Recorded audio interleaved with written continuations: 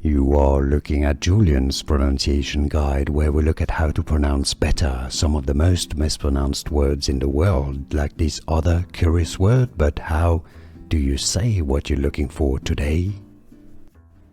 Let's learn how to pronounce the name of this French basketball player. We're going to look at how he would pronounce his name, the French pronunciation, and how it is usually pronounced in English as well.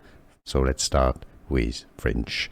Frank Ntilikina. Essentially the T is not really pronounced, so it's not Ntilikina, just Ntilikina. In French there's no particular stress on any particular syllable of his surname, Ntilikina, okay?